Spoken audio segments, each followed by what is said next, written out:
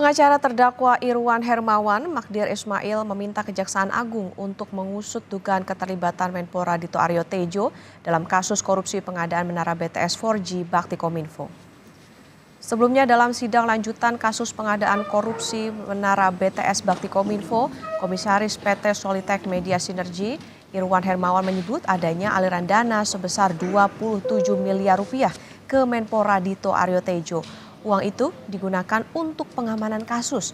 Pengacara Irwan, Magdir Ismail meminta semua yang diduga terlibat harus diusut dan dibuktikan di pengadilan.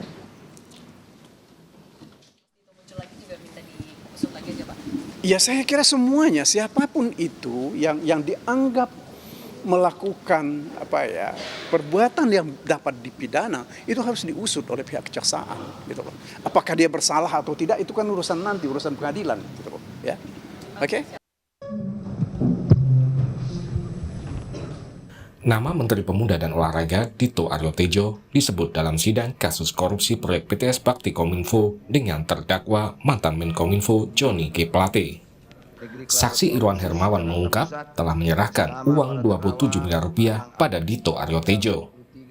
Uang tersebut diberikan kepada Dito untuk pengurusan kasus dugaan korupsi BTS 4G yang saat itu masih dalam tahap penyelidikan di Kejaksaan Agung. Yang terakhir namanya Dito.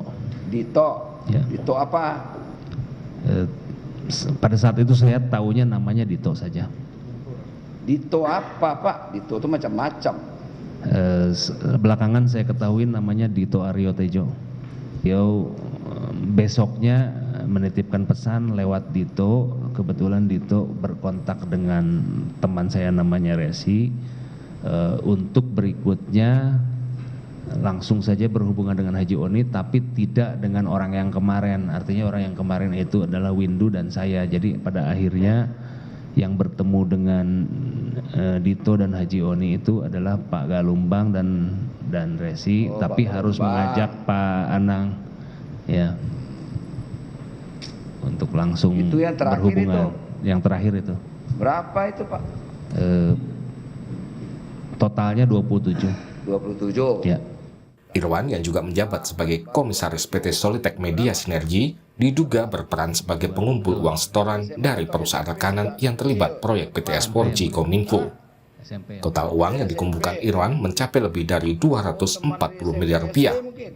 Uang tersebut kemudian didistribusikan ke berbagai pihak termasuk ke Dito Aryo Tejo. Selain menyebut nama Dito Aryo Tejo, Irwan Hermawan juga mengungkap aliran dana 240 miliar yang ia kumpulkan bersama terdakwa lain Windy Purnama. Irwan dan Windy membeberkan dana tersebut juga mengalir ke seseorang dari BPK sebesar 40 miliar rupiah dan 70 miliar rupiah ke salah satu staf anggota Komisi 1 DPR. Sinyal dari Pak Anang bahwa itu adalah K1. Saya tanya ke Pak Irwan, K1 itu apa? K1 itu artinya dari Komisi 1 gitu. Komisi yang 1. Mulia. Betul Pak. Orang politik. Kan gitu jadinya. Komisi orang anggota DPR itu kan orang politik Pak. DPR partai mana kan gitu jadi. Berapa diserahkan? Berapa diserahkan sama dia Pak? Saya menyerahkan 2 kali yang mulia. Berapa? Totalnya 70 M kurang lebih.